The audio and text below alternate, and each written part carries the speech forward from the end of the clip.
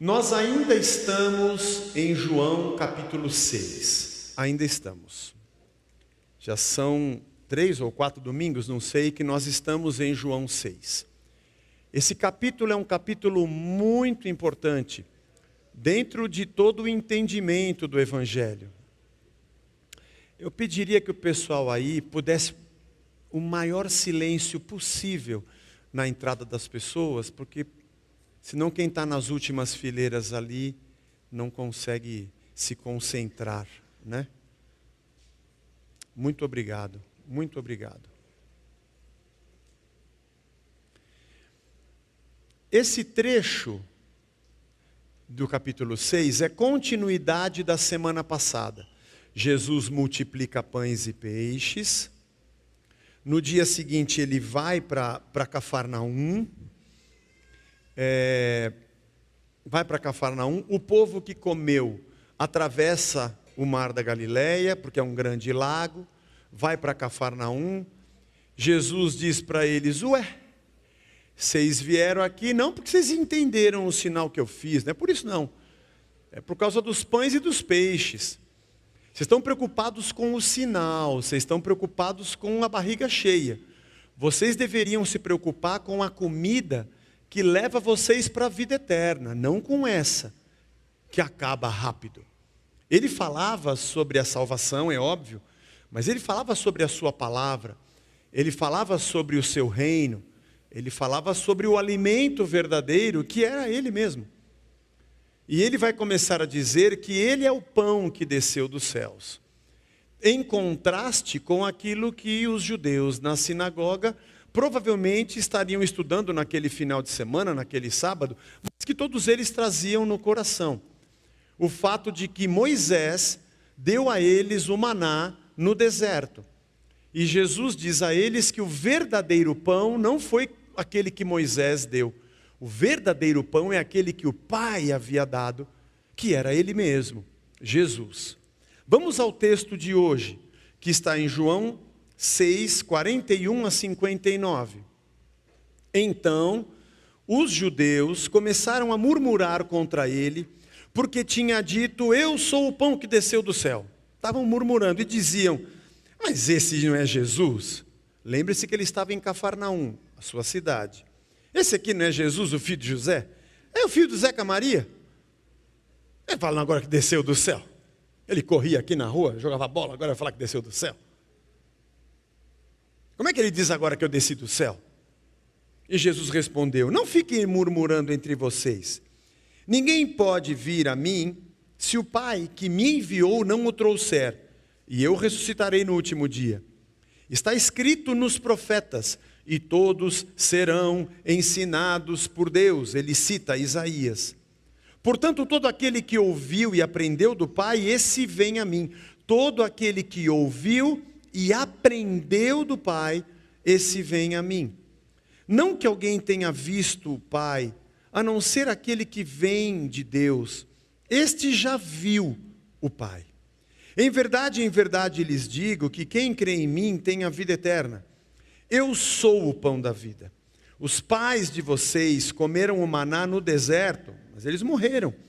Esse é o pão que desce do céu, para que todo aquele que dele comer não pereça. Eu sou o pão vivo que desceu do céu. Se alguém comer deste pão, viverá eternamente. E o pão que eu darei pela vida do mundo é a minha carne. Então os judeus começaram a discutir entre si, dizendo: como é que esse pode nos dar a sua própria carne a comer? E Jesus respondeu: em verdade lhes digo, que se vocês não comerem a carne do Filho do Homem e não beberem o seu sangue, não terão vida em vocês mesmos. Quem come a minha carne e bebe meu sangue tem a vida eterna, e eu ressuscitarei no último dia. Pois a minha carne é verdadeira comida e o meu sangue é verdadeira bebida. Quem come a minha carne e bebe meu sangue permanece em mim e eu permaneço nele. Assim como o Pai que vive me enviou, e igualmente eu vivo por causa do Pai, também quem de mim se alimenta viverá por mim. Este é o pão que desceu do céu.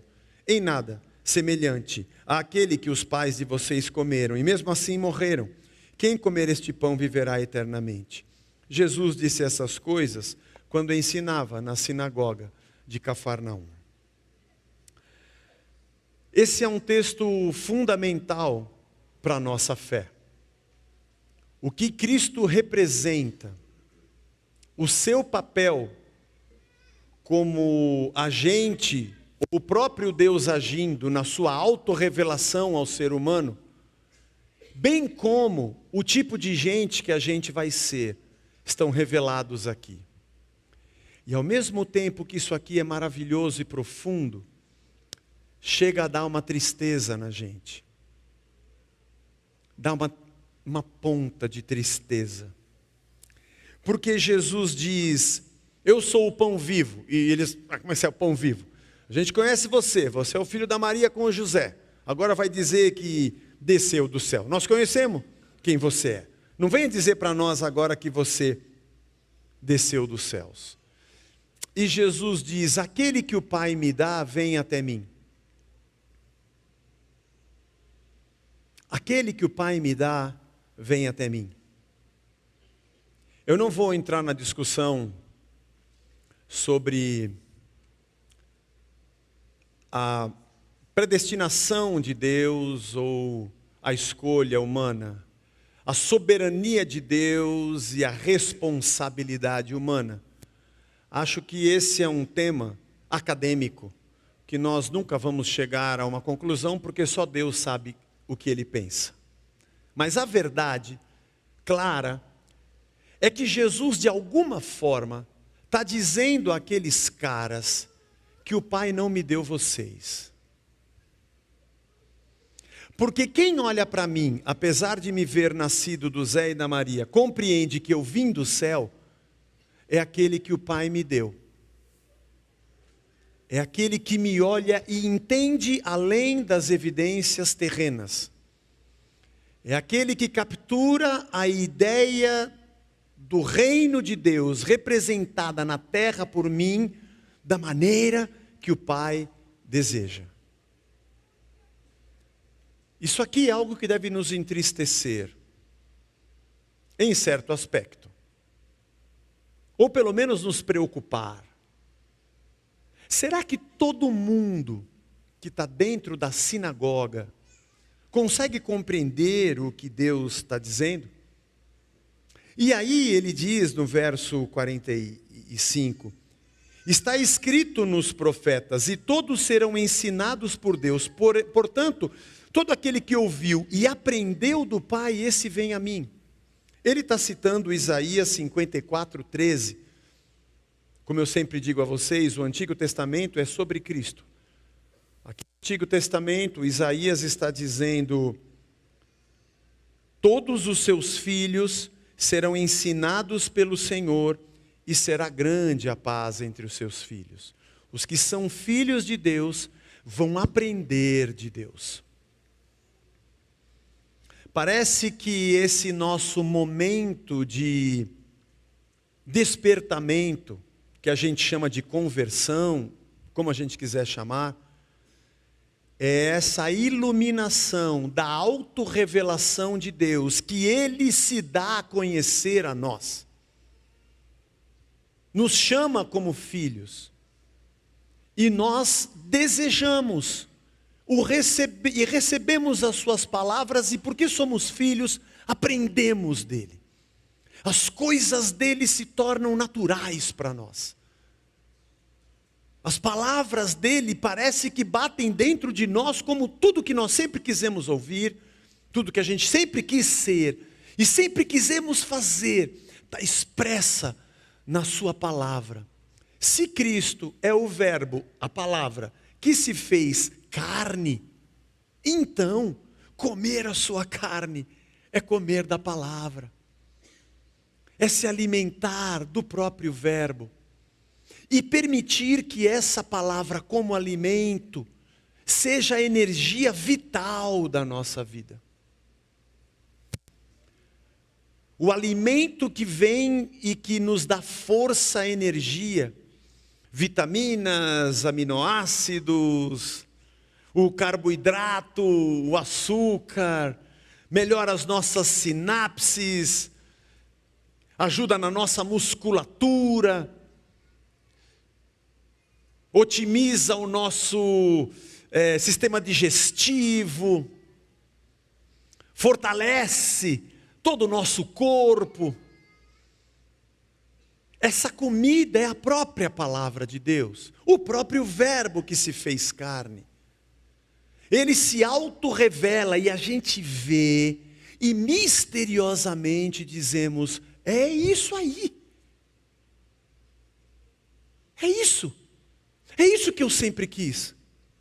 É isso que eu sempre esperei, eu não sabia explicar. Essa é a vida que eu sempre sonhei, mas eu não imaginava como ela poderia se fundamentar.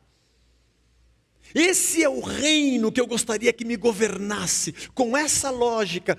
Eu já não sabia de onde ele vinha e quem seria um rei, porque os reis humanos que eu conheço não são capazes de construir um reino desse tipo. Não. Os que tem aqui, que pisam nesse chão, eu já vi todos. Aliás, um judeu, no período greco-romano, tinha essa história muito vívida na sua mente. Provavelmente os livros de 1ª e 2ª Crônicas foram escritos no pós-exílio. Período grego, pouco antes, final do período persa. Porque os gregos depois traduziram o Antigo Testamento para o grego. Então ele estava pronto 300, 200 anos antes de Cristo, provavelmente. E eles foram escritos para que o povo judeu entendesse a sua história. E quando um menino nascesse no meio do Império Greco-Romano, persa, ou período romano-grego, e dissesse, ô pai, ô mãe, você está me ensinando aqui a palavra de Deus, mas aqui diz que nós íamos herdar a terra que mana leite e mel, que o Senhor regeria. O nosso pai Abraão recebeu a promessa de que todas as famílias da terra seriam benditas. Nós estamos aqui sem terra, debaixo dos gregos, dos persas, agora dos romanos. O que aconteceu com a palavra de Deus? Aí a história iria contar. Desde o período dos juízes, Saul, Davi, Salomão, o período dos juízes, terrível afastamento de Israel, e depois de Salomão, o desencadeamento de um monte de pecados, a divisão do reino, a invasão assíria em Israel, a invasão babilônica em Judá, porque a história de Israel espiritualmente é uma história de decadência, até que vem a Babilônia e os assírios e os leva como cativos e nunca mais saíram, até os dias de Jesus, eles agora são escravos dos romanos. Aliás, se você tem a visão de Israel como um modelo de espiritualidade, absolutamente não deve ser. Eles leriam essa história e entenderiam que o pecado do povo, aliás, é isso que está no final do livro de Crônicas. Por causa do pecado do povo, é que eles perderam a terra que emana leite e mel. As tribos perderam o seu assentamento. Perderam os seus reis, perderam o seu templo. Perderam tudo. Esses nossos irmãos, ao longo de 1600 anos, escreveram suas histórias com Deus. Escreveram e deixaram para nós um legado. Se nós não tivéssemos isso daqui, eu poderia subir aqui e falar qualquer coisa. E chegar aqui e dizer para vocês, atenção irmãos, Deus mandou todo mundo raspar metade do cabelo e a outra não. Onde está escrito? Não tem que estar escrito, sou eu que estou dizendo. Sou eu que estou dizendo. Deus falou comigo. Irmão, desde que eu vim da outra encarnação para essa, nunca mais eu disse aqui em cima, Deus falou comigo. Você já percebeu isso? Talvez não, né? Mas você acha que Deus não fala com você? Ele fala com qualquer um, então ele deve falar comigo também. Claro que eu acho que sim. Claro que eu acho que sim. Fala com você também. Mas eu não acho honesto eu vir aqui e dizer para você, Deus falou comigo, sendo que você também tem a palavra de Deus, Ele também fala com você. E nem de tentar colocar um carimbo de lacração dizendo, Deus falou comigo, aceita aí. Tem que estar aqui, ó. Tem que estar aqui. E você precisa amar isso aqui. Isso aqui não é nosso Deus, mas nos revela a Deus. E é isso aqui, a única coisa que a gente tem, para que você não seja refém do que eu estou falando. Para que você não seja campo de domínio de qualquer pessoa que suba aqui. E você olhe para o texto e para o Zé e diga, esse cara está completamente fora do que está aqui. Eu vou ficar com o que está aqui e dane-se o Zé. Ou, parece que o que ele está falando está aqui. Acho que eu vou continuar andando junto com esse povo que está aqui. Perfeito aqui não tem nenhum. Nem eu e nem ninguém. Mas pelo menos a gente está tudo junto, andando junto, tentando viver o que está aqui. O verso número 46 é um parênteses no meio do texto. Ele está falando do pão, ele está falando do alimento, está falando da nova vida. De repente ele diz, não que alguém tenha visto o Pai, né? Ninguém viu o Pai. A não ser aquele que vem de Deus. Esse viu o Pai. Ele usa aqui o verbo oral, que significa ver, sim, significa ver, no sentido de provar, de experimentar. Isso aqui é o ponto triste dessa passagem. Preocupante para eles e triste para nós. Porque dizer dentro de uma sinagoga, onde escribas e fariseus estudavam muito o texto, e conheciam de cor a lei, o povo de Deus, na sinagoga dos mestres de Deus, os escribas que copiavam o texto de Deus, dos profetas de Deus, da história do povo de Deus e da lei de Moisés, o Moisés dado por Deus e a lei escrita por Deus. O povo de Deus. E você dizer, não que alguém tenha já experimentado ou entendido Deus, só o filho é que sabe disso. Não, isso é uma afronta para esses caras. O que você está querendo dizer com isso? Que nós que vimos os sinais, os milagres, que o mar abriu na nossa frente, que Deus derramou fogo do céu, que a gente não conhece Deus? Está querendo dizer que nós que temos a lei de Deus e que vimos os sinais de Deus na terra, as vitórias contra o inimigo, não sabemos quem é Deus? Quem é você, seu petulante, para entrar aqui na nossa sinagoga e querer dizer para nós que nós nunca experimentamos ou nunca vimos Deus? Que a gente não entende quem é Deus, não somos o povo de Deus. A gente sabe quem é Deus. Isso aqui deve ter causado um problemaço. Mais do que a gente pode imaginar. O texto de João é rápido. Mas aqui o clima estava muito tenso. Muito tenso. Mas o que me preocupa, essa aqui é a compreensão da tensão. E a preocupação hoje é quando a gente diz assim, mas será que eu estou na igreja certa? Qual a igreja certa? Quanto eu devo dar de oferta? Ainda tem dízimo ou não tem mais dízimo? Qual o lugar certo? E qual o valor certo? O que Deus quer? Será que eu estou certo? Pelo amor de Deus, a minha roupa está certa? Será que meu cabelo está certo? Alguém me ajuda? Será que Deus vai gostar do que eu estou? Será que Ele vai gostar? Será que Ele vai gostar? Eu não sei se eu estou certo.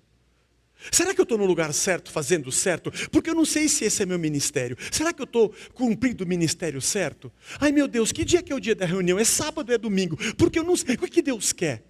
O que Deus quer? Qual que é o dia certo? Ou é durante a semana mesmo? Como é que a gente ora certo? Por quê? Porque eu quero fazer o que é certo. Ai meu Deus, será que eu estou fazendo errado?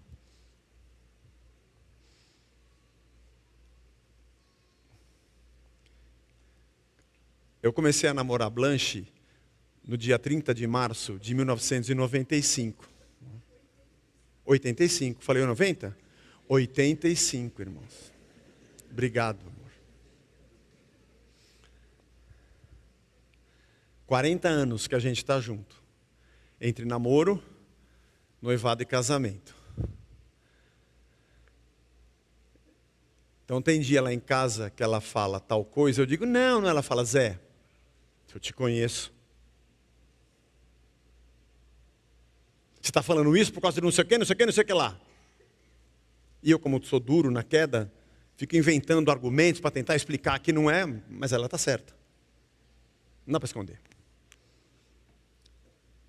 E quando eu bajulo muito ela fala, você sabe que eu estou chateada, né?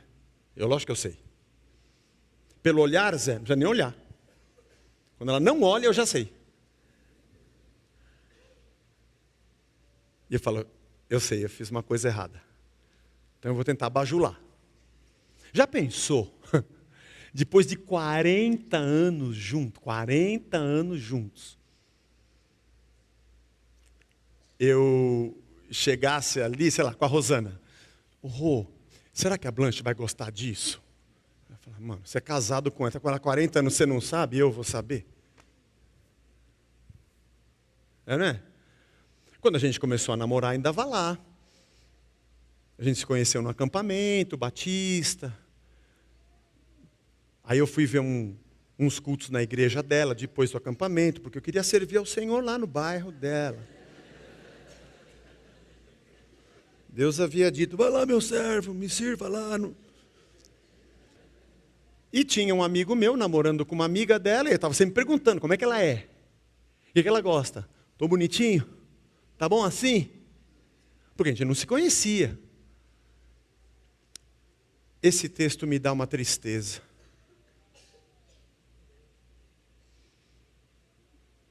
Nós servimos a Deus e não o conhecemos.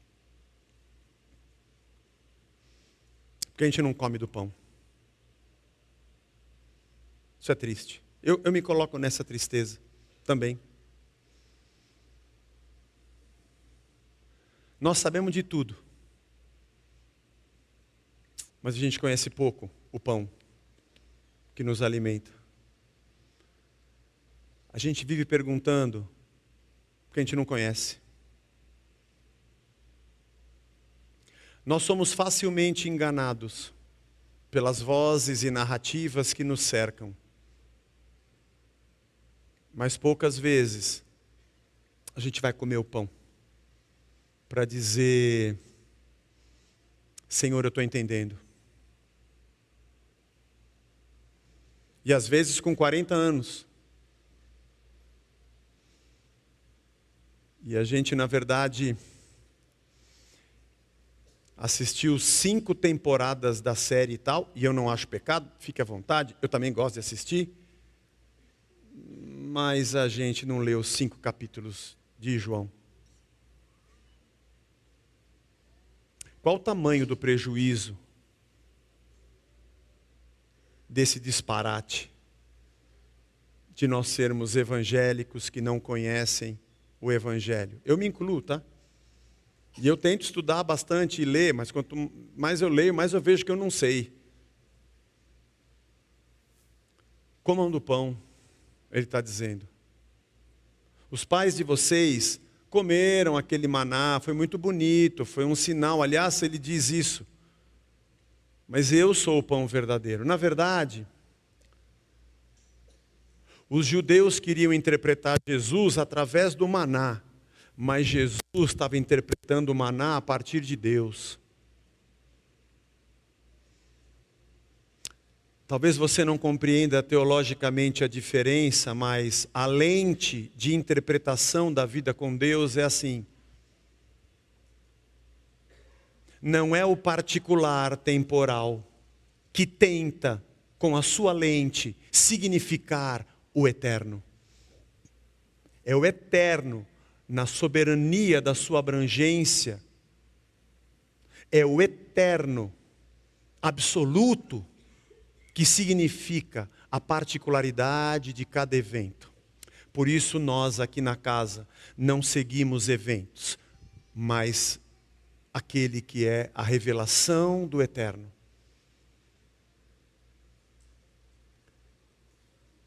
Para que nós possamos distinguir o que é de Deus, não relativo ao sinal, apesar de que Deus os dá, E Ele é maravilhoso.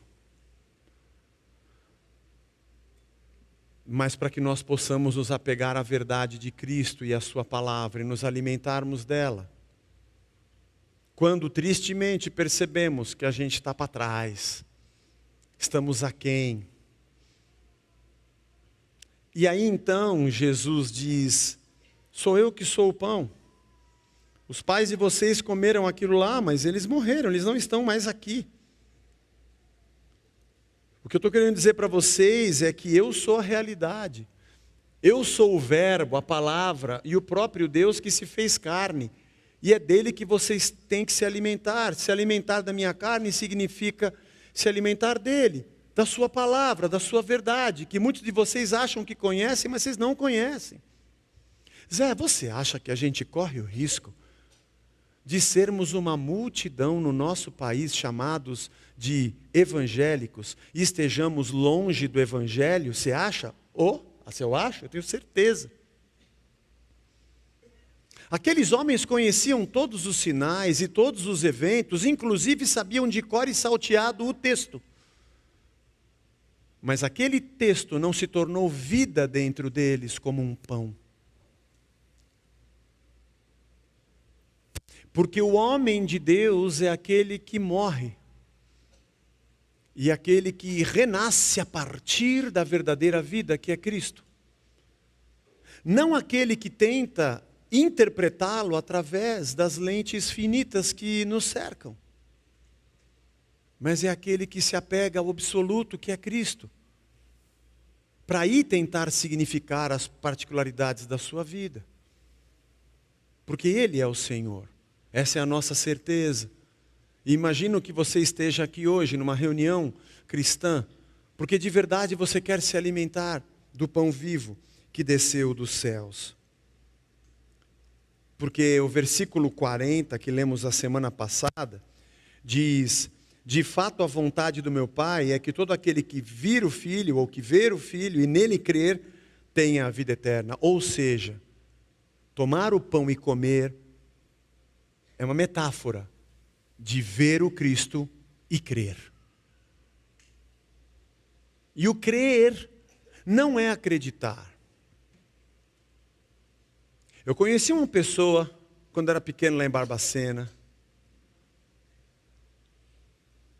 que por muitos anos estava na igreja, mas de verdade, nunca foi transformado por Deus. Mas se você fosse discutir com ele que Deus não existisse, ele te batia. Tinha uma série de versículos para provar porque que ele acreditava que Deus existia e que nós tínhamos vindo dele. Ótimo! Mas Jesus disse que o diabo também sabe disso, isso não muda nada. Agora, o quanto deste fato está dentro de nós a ponto de transformar a nossa humanidade decaída e pecaminosa cada dia mais perto e parecido com o pão. Porque quanto mais eu como deste pão, mais parecido com ele eu fico. Porque a identificação de um homem e uma mulher de Deus, a gente só pode dizer que aquela pessoa é de Deus, não pelo fato de que coisas sobrenaturais acontecem, porque você conhece a vida e tem muita coisa entre os céus e a terra que vão muito além da nossa vã filosofia, da nossa vã teologia. Tem poderes espirituais para todo lado. Quem faz sinal nem necessariamente seja de Deus. Ou a demonstração de sucesso ou bem-estar humano, como se isso fosse o sinal de que Deus está ali. Tem muita gente bem-sucedida, empoderada e cheia de dinheiro e que não tem uma gota de Deus. A evidência de que alguém de verdade é de Deus é que essa pessoa come do pão. E ela vai ficando parecida com Ele. Ano que vem, ano de eleição. Vai ser uma enxurrada de homens de Deus. Aliás, irmão, por isso que o Brasil vai de bem a melhor. Porque o que não falta são homens de Deus. Aleluia. Posso ouvir um amém? Amém. Por todos os lados, viu, irmãos? Pela direita e pela esquerda, do lado. Eles nos cercam, nos rodeiam. E sacam os seus versículos para lá e para cá. E trucam você. João 3,16, truco.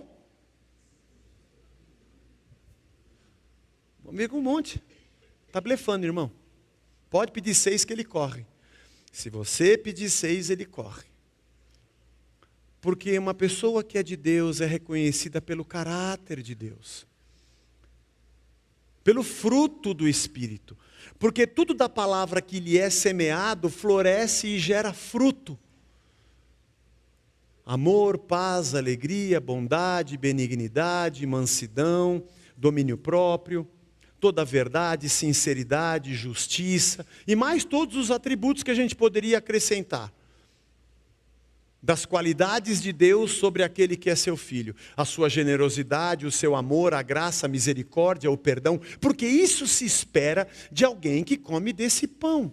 Quando alguém passa mal, a gente pergunta, você comeu alguma? O que você comeu? Você lembra onde você comeu? Eu comi um negócio lá, não sei, então, não devia, não come essas coisas na rua. Porque você vai passar mal. Ou quando a pessoa quer demonstrar uma coisa que ela não é, falsidade, o que a gente diz? Ela comeu mortadela e quer arrotar presunto.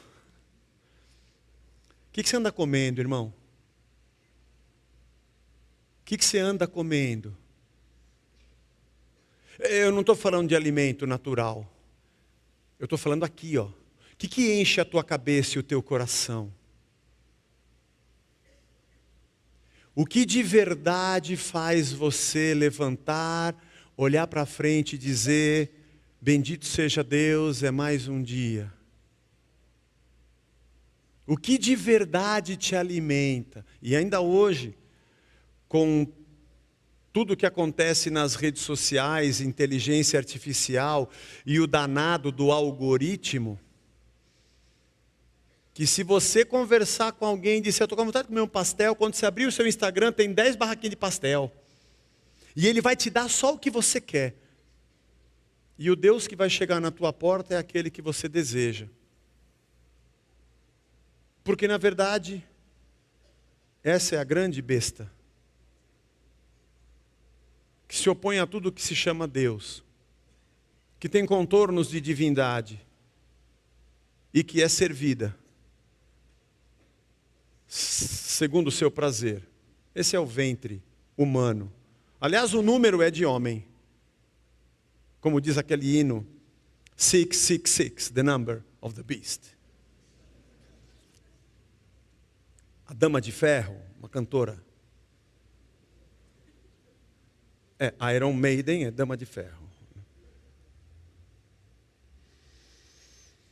Portanto, Jesus diz, assim como eu me alimento do Pai, e por Ele eu vivo, e o que vocês estão vendo aqui é a glória de Deus, porque o próprio Deus está expresso no Filho, já falamos isso no capítulo 1 de João, volta lá nas primeiras pregações, só você voltar lá. Ele interpreta o Pai para nós, assim vocês vão se alimentar de mim e vão viver por mim. E quando alguém olhar para vocês, vai dizer, Jesus, eu estou entendendo como é que Jesus é. De acordo com o comportamento, o amor, a lisura, a ética, a santidade que você tem. É assim que a gente identifica como alguém é de Deus, sendo de Deus. Hebreus 12. Portanto, também nós, visto que temos a rodear-nos tão grande nuvem de testemunhas, livremo-nos de todo o peso do pecado que tão firmemente nos apega a nós e corramos com perseverança a carreira que nos está proposta, olhando firmemente para o autor e consumador da nossa fé, Jesus, o qual, em troca da alegria que lhe estava proposta, suportou a cruz, sem se importar com a vergonha, e agora está sentado à direita do trono de Deus. É para Ele que a gente olha, é assim que a gente se alimenta. Ou Colossenses capítulo 3, Portanto, se vocês foram ressuscitados juntamente com Cristo, busquem as coisas lá do alto, onde Cristo vive assentado à direita de Deus. Pensem nas coisas lá do alto, e não nas que são aqui da terra. Porque vocês morreram, e a vida de vocês está oculta juntamente com Cristo em Deus. Quando Cristo, que é a vida de vocês, se manifestar, então vocês também serão manifestados com Ele em glória. Nossa cabeça tem que estar em outro lugar. Tem que estar em outro lugar. Filipenses 4:8. Finalmente, irmãos, olha o que Paulo diz aqui. Tudo que é verdadeiro, tudo que é respeitável, tudo que é justo, tudo que é puro, tudo que é amável, tudo que é de boa fama, se alguma virtude há, se algum louvor existe, se tem alguma coisa de boa nisso aqui, seja isso que ocupe o pensamento de vocês. E o que também aprenderam e receberam e ouviram de mim e viram em mim, isso ponham em prática, e o Deus da paz estará com vocês. Que comida que a gente está comendo? Que comida que a gente está comendo? Irmãos, com todo respeito, você pode votar em quem você quiser, mas tem alguns cristãos que o dia inteiro do cara é só falar de candidato de política, o dia inteiro. O Instagram do cara é só ir, como se o reino de Deus se resumisse a isso, é uma doença. Isso para todos os lados, tá? Não estou falando de nenhum lado, não. O que você está comendo? É só ódio e discussão, porque... Calma, mano. Eu nunca vi Jesus dizer, vamos derrubar o César, está um cesarismo aqui nessa terra. Vamos derrubar o Herodão, acaba com o Herodão. Vocês vão deixar o Pilatos fazer o que ele quer? Jesus olhou e falou, meu reino não é desse mundo. Isso não significa que na sua liberdade cidadã, cívica, de responsabilidade, de prudência, você não faça suas escolhas visando o melhor. Mas também não significa que você vai abraçar apenas soluções terrenas, como se o particular interpretasse o reino de Deus. É o reino de Deus que interpreta o particular. Vai um pouco mais devagar, porque os nossos olhos estão postos em Deus. E o que é respeitável, verdadeiro, justo, puro e amável, de boa fama e que tem virtude, esse é o alimento que ocupa o nosso pensamento. É esse tipo de pão que a gente come. É esse Cristo que energiza a nossa vida e o nosso corpo. Porque é a Ele que pertencemos. Ou Mateus 11:28. Venham a mim, vocês que estão cansados e sobrecarregados, e eu os aliviarei. Tomem sobre vocês o meu jugo e aprendam comigo. E aprendam de mim. Aprendam o que eu sou. Absorvam o que vocês veem. Vocês estão cansados e sobrecarregados, olhem para mim, porque eu que vou dar alívio e descanso para as vossas almas. Esse que é o pão que você come para não ter mais fome. Ou Mateus 16:24, que Jesus disse aos discípulos, alguém quer vir após mim? A si mesmo se negue, tome a sua cruz e me siga, pois quem quiser salvar a sua vida vai perdê-la. E quem perder a vida por minha causa, esse a achará. Ou de que vai adiantar alguém ganhar o mundo inteiro e perder a sua alma? O que daria o homem em troca da sua alma? O que você anda comendo? O que te alimenta? O que dá sentido para a nossa vida? Onde é que nós estamos? Quem é o nosso Pai? Qual é o nosso pão? O que tem enchido a nossa cabeça e o nosso coração? O que tem nos alimentado para transbordar de dentro de nós para fora de nós? Que o Senhor nos abençoe, porque esse texto é um texto que, sinceramente, me deixa preocupado. E acho que deveria deixar você também. O motivo da nossa oração: Senhor, preciso me alimentar mais, eu preciso me alimentar mais da Tua palavra. Eu preciso ler mais, estudar mais, eu preciso orar mais, eu preciso gastar mais tempo com o Senhor. Eu preciso de verdade, porque eu creio nisso. Não é alguém que vem aqui e me diz: ah, Deus falou comigo. Não, fica na tua aí, vai devagar, porque Ele fala comigo também. Eu também comprei esse livro que você lê aí, e aliás, você está interpretando completamente torto. Não tem nada a ver com o que você está falando aí. O ambiente onde o pão é retirado, a subserviência é instalada. No ambiente onde o pão é roubado, a miséria nos faz comer qualquer porcaria que nos apresenta. Deus te liberte. E Deus nos liberte. Aqui e aqui. Os homens vão tentar todo dia aqui. E aqui. E vou dizer a você que, como Paulo, vai ter dia que ele vai se sentir assim, e vai ter dia que a gente vai se sentir assim. Mas a minha luta não é contra carne e sangue. Porque o nosso espírito é livre. E a nossa boca continua testemunhando. Mas o reino ao qual nós fomos chamados quer nos alimentar para sermos outro tipo de gente. Deus nos ajude. Deus nos abençoe. Amém, irmãos? Deus nos abençoe. Que a gente possa sair daqui hoje dizendo: Senhor, eu vou comer um pouquinho mais. Sempre que me oferecerem, eu não vou fazer desfeita. Eu vou comer um pouco mais. E que o Senhor nos mantenha firmes. A semana que vem a gente prossegue, porque esse negócio de canibalismo, quem não comer minha carne e beber meu sangue, vai gerar um outro debate a semana que vem. E a gente chega nele. Mas esse aqui serve para nós. Que o Senhor nos mantenha no seu caminho e nós nos mantenhamos nele, nos alimentando do pão vivo que desceu dos céus. Vamos ficar de pé, vamos orar.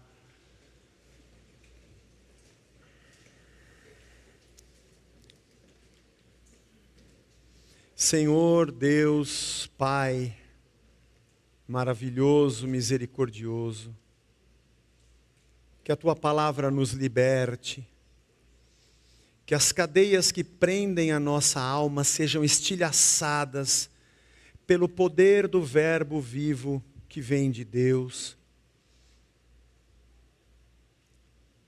Que nosso pensamento e a nossa mente sejam cativas a Cristo. E que tudo aquilo que não é teu não tenha poder mais contra nós. E que, como diz o apóstolo Paulo, todas as mentiras e todos os sofismas que tentam nos engolir sejam dispersados pelo sopro da tua boca, que é a tua palavra viva. Descortina diante dos nossos olhos a cada dia o teu reino. Arranca os grilhões que têm nos machucado e nos ferido. Libera os nossos pés para a gente poder andar livremente na tua direção. E nos perdoa porque a gente come pouco. E somos fracos às vezes por isso. Me perdoa, nos perdoa, Senhor. Mas a gente vai comer mais. Obrigado pelo teu ensino. Eu não quero ser como esses homens da sinagoga, que o Senhor diz: vocês conhecem muita coisa, mas não sabem nada. Que acha que enxerga e não enxerga. E nem nós aqui queremos, Senhor, ser apenas nominalmente reconhecidos como uma igreja. Nós queremos ser de verdade a tua igreja. E que esse nosso encontro com o verdadeiro pão faça com que eu seja um melhor marido, a mulher uma melhor esposa, um melhor filho, um melhor pai, uma melhor mãe, um melhor patrão, um melhor funcionário, um melhor ser humano, que alimentado pela tua verdade, exale a tua verdade aos quatro cantos e nunca mais seja prisioneiro de qualquer falácia ou qualquer mentira que não seja o pão vivo que desceu dos céus. É a nossa oração dessa manhã. Leva a gente em paz para a nossa casa, abençoa a nossa semana, traz a gente de volta debaixo do teu amor, da tua direção, nos usa, e que na próxima semana a gente possa de novo comungar como irmãos do mesmo pão. É a nossa oração em nome de Jesus. Amém. Amém. Deus nos abençoe. Um bom domingo. Vá na paz. Amém.